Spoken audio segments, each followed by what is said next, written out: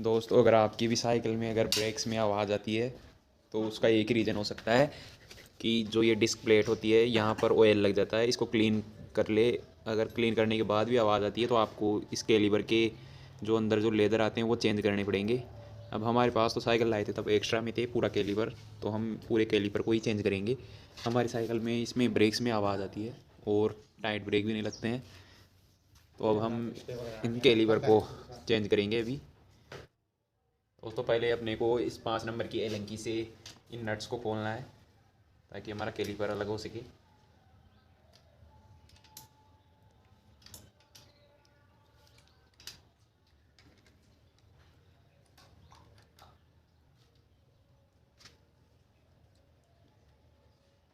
इसको ढीला करने के बाद अपने को इस केबल को अलग निकाल देना है साइड में।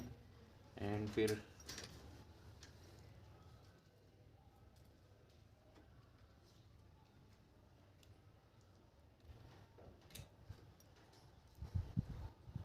दोस्तों, ये जो नट्स हैं इनको अपने को सही रखना है, सुरक्षित, क्योंकि इन्हीं को हम वापस लगाएंगे।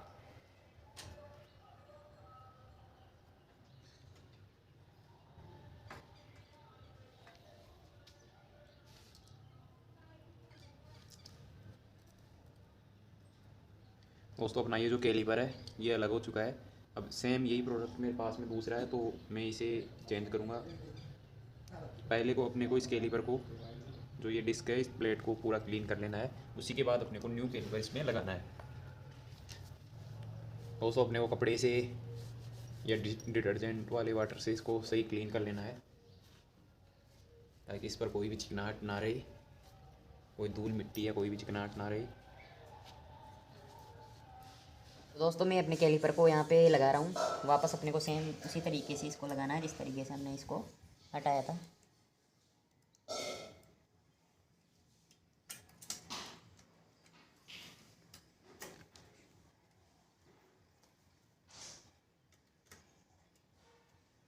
पहले अपने इनको थोड़ा सी लूज़ ही रखना है, फुल टाइट नहीं करना है। फिर अपने को इस डिस्क प्लेट के हिसाब से इसको दोनों साइड से एडजस्ट करके फिर लगाना है। दोस्तों, अपने को कैलिपर को यहाँ पे फुल टाइट कर देना। अब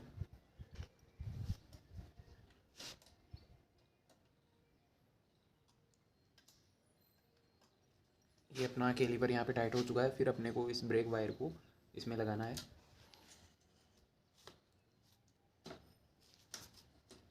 एंड उसके बाद अपने को इसको पहले थोड़ा लूज़ करना रहेगा,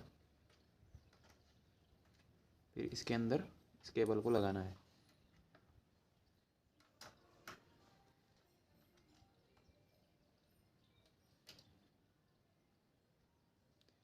थोड़ा टाइट रहेगा, इसको और लूज़ करेंगे। अपने को इस केबल को यहाँ पे लगाने के बाद में यहाँ पर इसको थोड़ा अप करके टाइट कर देंगे।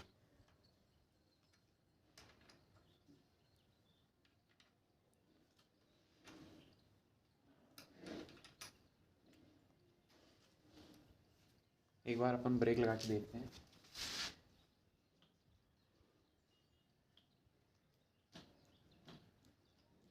दोस्तों, अपना ब्रेक सही लग रहा है अभी।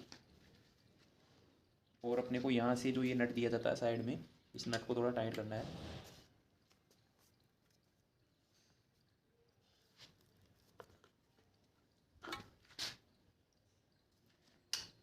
दोस्तों, ब्रेक लगा के देखते हैं आवाज़ आती है कि नहीं।